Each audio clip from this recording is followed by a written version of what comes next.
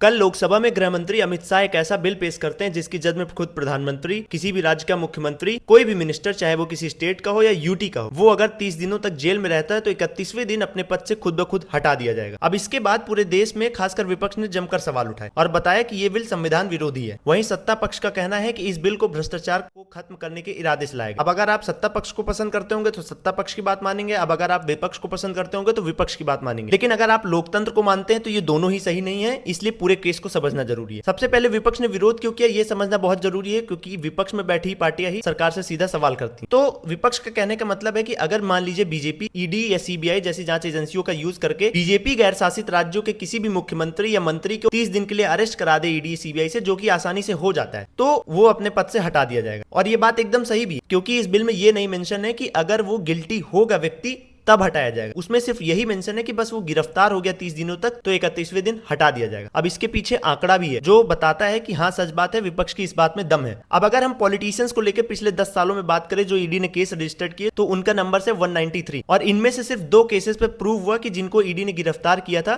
उनके ऊपर आरोप पुख्ता हुए। इनमें से पहला नाम है हरि नारायण राय, दूसरा नाम है अनोश इक्का, वो भी झारखंड के पूर्व मंत्री थे जिनको 7 साल की सजा हुई। यानी इन दोनों केसेस को छोड़ दे तो 191 ऐसे केसेस है जिन पर आज भी कुछ नहीं प्रूव हो पाया कि वो दोषी है या नहीं है, उस पर कोई बात नहीं होती है, जो कि कहीं ना कहीं विपक्ष के आरोपों को सही बताता है कि अगर आरोप सिद्ध ही नहीं हुए तो फिर किस बिहाफ पर आप उनको हटाएंगे। और रही बात आरोप सिद्ध की, तो अगर आप करंट गवर्नमेंट में भी देखेंगे, लोकसभा में 543 एमपी हैं और उनमें से 251 यानी करीब 46% एमपी पर कोई ना कोई क्रिमिनल केस रजिस्टर्ड है। और इन 251 में से 170 यानी करीब 31% एमपी के खिलाफ सीरियस क्रिमिनल चार्जेस हैं, जैसे कि rape, murder, attempt to murder, kidnapping और क्रिमिनल अगेंस्ट वुमेन का। और जबकि इनमें से 27 एमपी को पहले ही कन्विक्शन दिया जा चुका है। और कहीं आप दूर मत जाइए, आप मोदी 3.0 कैबिनेट के मंत्रियों की बात कर लीजिए। इस कैबिनेट में जितने मंत्री हैं उनमें से करीब 39% मिनिस्टर्स पर कोई ना कोई क्रिमिनल केस रजिस्टर्ड है। और राज्यसभा में भी देख लीजिए, करंट सिटिंग एमपीज जो हैं उनमें से करीब 33% लोगों पर क्रिमिनल केस रजिस्टर्ड है। और ये कोई मेरा आंकड़ा नहीं है, 2024 में एडीआर ने जो रिपोर्ट पेश की थी उसके आंकड़े। राज्यसभा के 225 एमपीज में से करीब 75 एमपीज पर